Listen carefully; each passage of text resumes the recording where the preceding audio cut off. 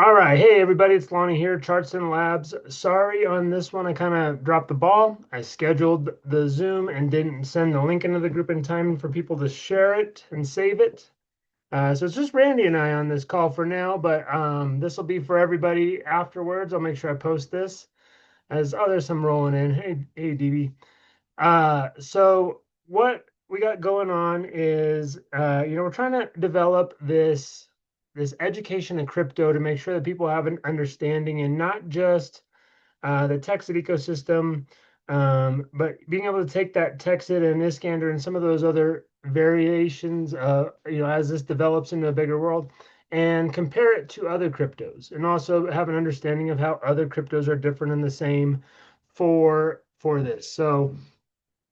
I still want to keep doing these Friday payday Zooms and would have a little bit more of a focus on the market and what's driving the market, which a lot of times is going to have the lessons of those driving factors like the utility dominance and whether it be like a gaming initiative or a layer two token or any other kind of utility that sparks momentum and a rally that we saw where a lot of excitement happened this week and the price really started ramping up pretty quickly. We had a good solid like 35 or 40% gain this week, and that comes from momentum, that comes from utility. Those are all driving factors. But to have a good understanding beyond just the market dynamics, I want to start doing some more lessons, especially right now while sales are kind of cooled off because we got to be mellow on uh, pushing like TXC. We are being able to sell Iskander seats, but let's take this moment and fill in some of those voids. Whether it be Monday and Wednesday is what I'm kind of thinking, but I might do maybe Monday, Tuesday, or Tuesday, Thursday, or something like that. But get a little bit of a schedule going, and we'll talk about things like the evolution of money. Where we came from, bartering our chickens and our cows to changing into silver and gold, and then growing into how cryptos work and what values money, what establishes a value in not only a currency and a trade. Why are diamonds more valuable than cubic zirconia? All these kind of things we're going to talk about. Expand further into the layer twos and how layer ones work and that network side. Some crypto jargon so that if you ever hear people talking about not just Texit and they're talking about proof of work and you hear somebody talking about Solana being a proof of history or Ethereum being a proof of stake, you have a good understanding and a good familiarity with that. Um, so that's kind of what's going to be coming out. But I still want to keep the Fridays with that kind of like, Friday payday theme. Fridays will be maintaining that the specifics around the dynamics around what's driving the price, what's driving the market. What are some strategies that you can implement to trade and such. But be on the lookout. Mondays and Wednesdays is kind of what I'm leaning to. They'll be shorter, it'll be very specific. It might be a 15-20 minute lesson or something that that sparks just a little bit of conversation for people and gets everybody a little bit of comfort with not just the direction of Texas, but with the direction of crypto as things expand. There's a lot going on right now in the regulation side and compliance side, where you're seeing countries and states and everybody trying to come up with their own form of a digital currency, or how they are allowing currencies and how they're defining them. A big one that's out right now. Let me see. I'm going to pop over in a Telegram and grab that article, and then I'm going to share my screen, and we'll kind of go over this. Um, You see, share screen, ding, ding, ding. So everybody can kind of see what they're going on. So this is the article that I shared in our Telegram in the industry articles and what's driving. The SEC is the Securities Exchange Committee, and the CFTC is the Central. I'm going to botch this, but they're trade. They're about trade and commissions. Uh, Commodity futures trading and commissions. That didn't need a brain fart, just needed to read a little bit. So what they typically handle are what they would classify as commodities, your gold and silver, your wheat, your coffee, um, any of those kind of material items are more of a commodity. And then the securities are more of like a stock or something that is value is driven off the fact of what somebody else does. And that's why the the SEC and the CFTC did this joint decision on how to regulate, and they're going to actually both regulate crypto. They actually named off 13 different cryptos, which I was actually surprised on some of these, because the way that they're trying to define crypto is you're either a commodity, which is scarcity driven, is what creates the value. What is the supply and demand of that product or that item? And that's solely how the value determines. This is why gold is more valuable than silver because the demand is higher and the scarcity is higher. Digital collectibles. This is where, why is the Babe Ruth autograph baseball card more valuable than, Buckner's or whatever. Digital tools, these are more like the utility side. So, the rail system for transferable or confirming networks or securing the network or the gaming side of stuff. Stable coins are obviously that kind of on-ramping, off-ramping to fiat between crypto. And then your digital securities. This is what the SEC is going to try to get a lot of these guys on that are basically, they're trying to say that they're basically a stock, but they're in the form of a digital or a crypto side. And you're actually seeing, I think somebody just passed a big chunk. I don't remember which exchange. I'll have to try to find that article, but somebody just passed the tokenizing of like 20 different stocks. So you'll be seeing stocks traded 24/7 on I don't remember what exchange. I don't think it was Coinbase. Maybe it was Kraken or they're moving to it. But here's your digital commodities. So scarcity. Bitcoin's value is mostly driven in the fact that it's scarce and it's not easy to just to create more of it. So these coins that have an endless supply, um, like Doge or whatever, that will always where the supply is created faster than the burn. That burn in crypto is what that they have to build into, combat inflation. It's supposed to be a deflationary tool, and a burn protocol is basically whether it be time driven or use driven, those tokens disappear or get removed from the circulating supply. And a lot of these crypto projects will have a burn rate into them to keep that deflationary value and keep that scarcity driven. And then by having a higher demand versus a scarcity, thus creating the high value that Bitcoin is. So they labeled Bitcoin and a bunch of these other ones, even XRP. And the XRP one actually really surprises me because XRP is totally built to be a payment rail system. And as you can see, it was digital tools was kind of geared up to be more of the payment rail side of things, but they created it there, they put it in the commodity side. So they kind of grouped everybody into a commodity. Um, it that I wasn't expecting all of them. Even like Bitcoin Cash was supposed to be more of like a payment side of. Um, but the good news for Texacoin is they put Litecoin in here, and TXC is built as a Litecoin clone or a fork off of that. Just kind of revamped and better, faster and all that. But it's supposed to be mirrored into that system. So by that definition, Texacoin is also a commodity.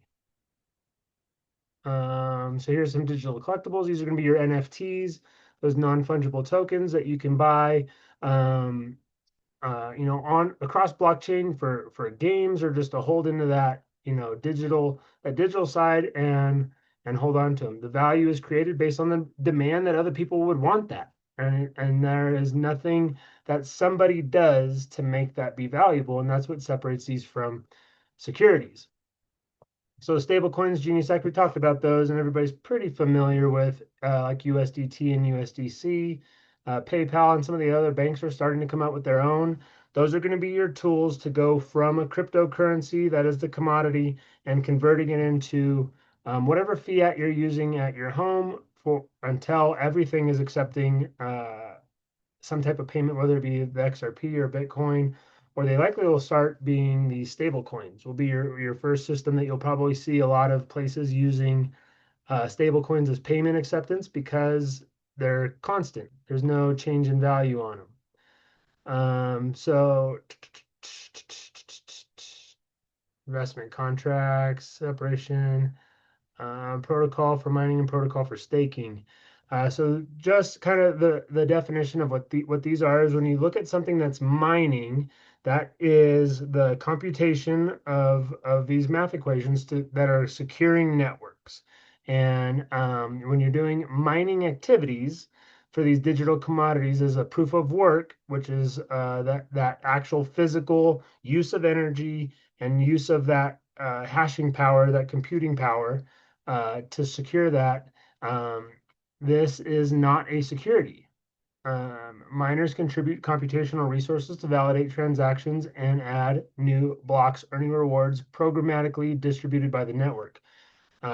It's not somebody saying, hey, guess what? Today it's worth 25 cents. Hey, tomorrow it's going to be worth 30 cents. That is the driving factor.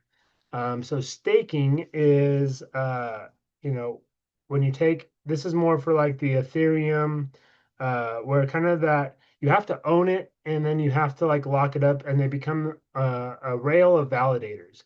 Instead of a computer and using that consumable energy and that programmed hashing power, you have to lock up the validators, and the owners of the network become the validators, and that creates staking, and the rewards are given to the individuals for locking up those nodes, those that owning those pieces, nodes as like owning the piece of the network in a sense, for lack of better terms.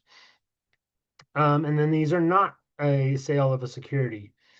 Proof of stake networks, the node operators must stake the network's digital commodity to be selected programmatically to validate new blocks, earning newly generated digital commodities and any applicable transaction fees. So that's where you see like Ethereum and Solana, when you stake it, you're basically locking up that portion that you're owning and controlling those nodes.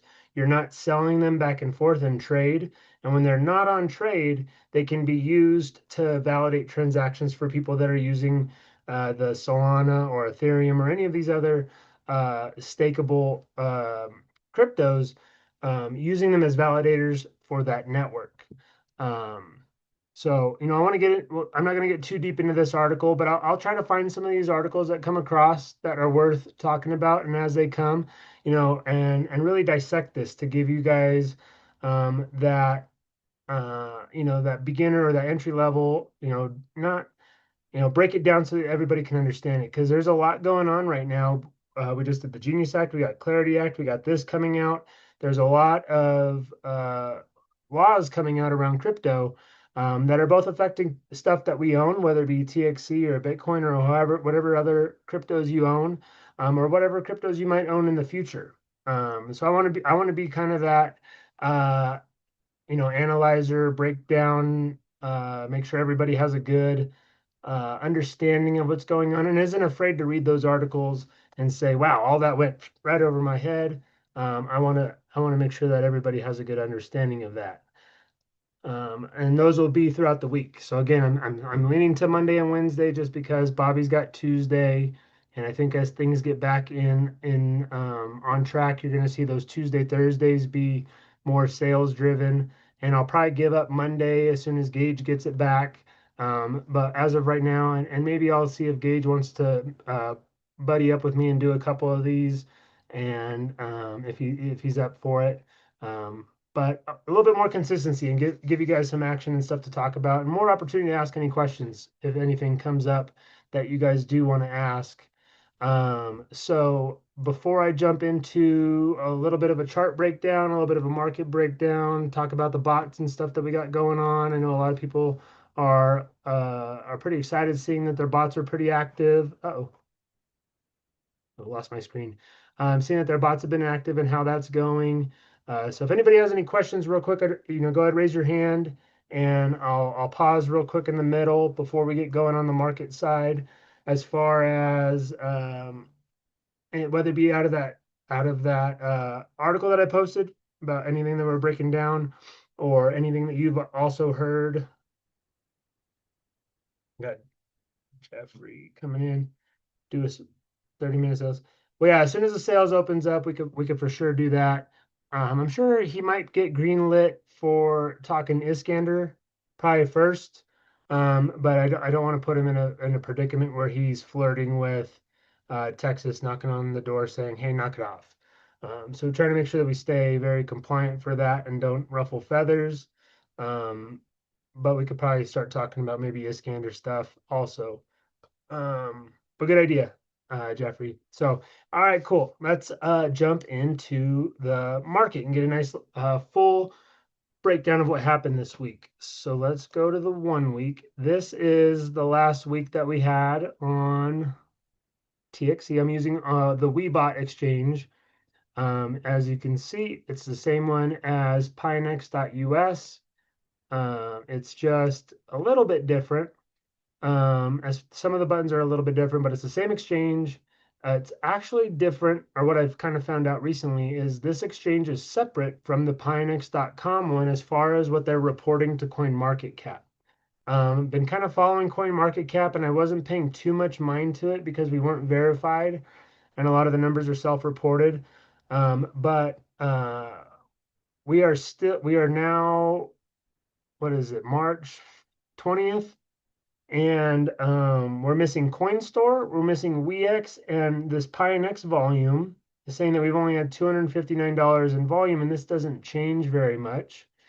And I could change this into the 1 day, and I can see that that's not true because we had 145, we had 11.3 thousand yesterday. And if you come over here and we do this, so this is way off.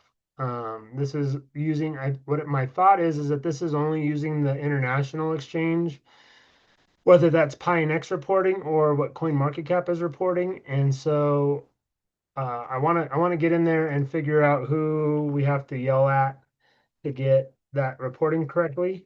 And then WeX is another one that that TXC's been on. Let me come over here to spot real fast. And let's change this to TXC, not Z.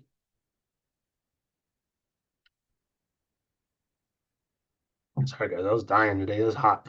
But you can see that this was going since November 25th, Thanksgiving last year.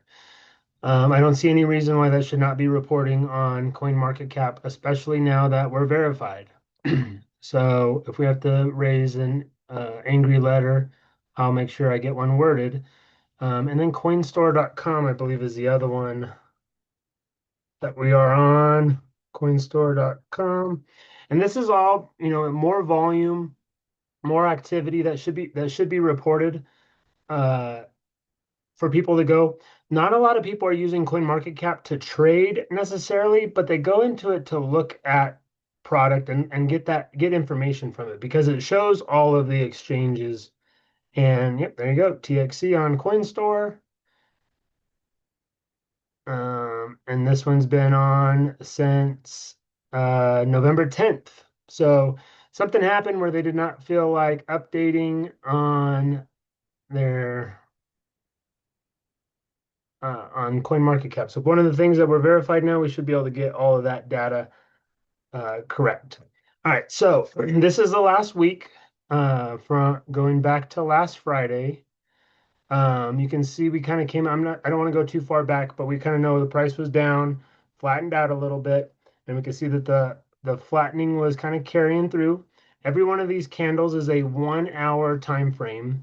Kind of a very common one when you're looking at crypto, especially the thinner market caps, when you are thinner volume ones.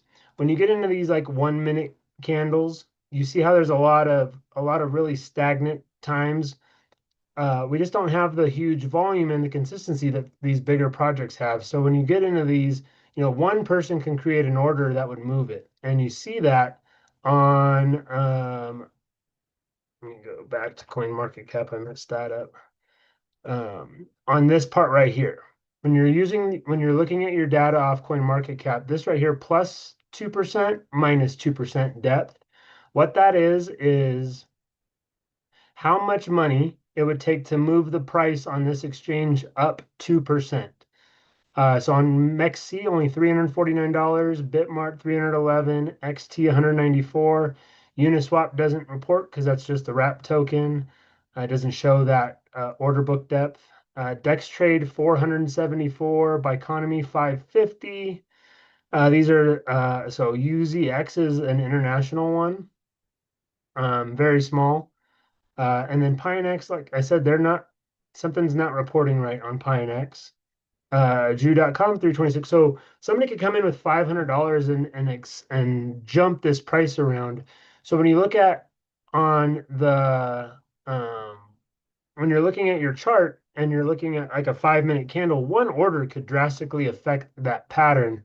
So that's why a thinner liquidity, lower volume currency or crypto or stock or anything, this could apply to everything. When it is like that, try to do at least an hour or even the 4 hour, especially if you're looking at it long term. The 5-minute candles and even the 15-minute candle, typically those are going to be used by traders who are looking to get into an exact entry to get an exact exit. Um, so more in like a swing pattern or a longer dated where you're giving yourself some more time, you can see the trend direction and the patterns a lot better when you give it at least a 1 hour or 4 hour candle. But right here, when you come down on the bottom of Weebot and you click on this 1 week, this will automatically break it down to the last 7 days so we can see this. When you're using your tools over here on the left, a very common one that is very easy for people to see the support zones and such is this one that's got the multi-lines. It brings up the Fibonacci retractment. And Fibonacci is a very interesting set of numbers. It is very, very popular with any kind of investor or trader because these markets become very algorithmic and they see these patterns. It will follow the Fibonacci pattern.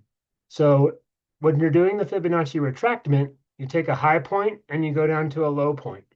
And you can see all of these lines are based on Fibonacci numbers, which is the 0.78, 0.618, 0.5, 0.382, 0.236. And then they extend across, and you can see how there's consolidation or the candles will compress in that area, or you'll see wicks at that area. And you see how these kind of wick up and will wick up and touch this zone. So anytime you see the wicks that are reaching for a zone and then retracing, or you see a lot of candles compress and be right next to each other, becoming very stagnant, you can look at that and see that as support zones. So just for fun, another tool is this one is your quick little line drawer. And you can go down and do a horizontal line and just wherever you see like a big wick, if you come and just touch those and you do a horizontal line and you do a horizontal line, anytime that you see where the wick is especially bigger than the body, where the body of the candle is this size and then the wick is bigger, small candle, big wick, those are moments of, I don't want to say like indecision, but that's where price is fighting a direction and picking a new trend. So you can kind of see this is a comparable size. And you can see how we kind of touched that on both sides. So that one is like I would say double confirmed. You have wicks over here, and you have the wick and consolidation over here. And we see that 1934 line is also supported over here. So here's another pretty good wick. So if I was looking at this as somebody who is looking to accumulate more coins, the first thing I look at is I find all these wick zones and we see this kind of pattern and high volume back here. So this area you could even see almost ladders up here. I'm gonna do this again, but I'm gonna change this one's color to we'll just do purple.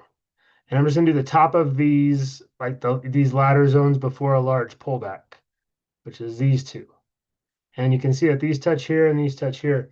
So as I lay these lines out, if I'm somebody who is looking to trade this, what I would do is I would set buys at all these levels on the way down.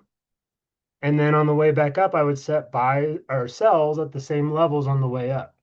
And what that's going to do is create that circulating volume. And you should see this is will be where orders are going to be. The liquidity will have a magnet to these zones because this is high volume. This is where indecision was. This is where you're going to see a lot of action. So price is likely to pull back. Had you seen that sale here and you could have bought your pullback here, um, you could be setting your sell orders now up to here and kind of go back and forth. That back and forth is what the grid bots are doing for you. If you don't want to go through and try to find these zones of support and these zones of resistance, another way you can do it is if you're a math person, you could set up something where you want profit every 3%, 3, 6, 9%, set some sell orders.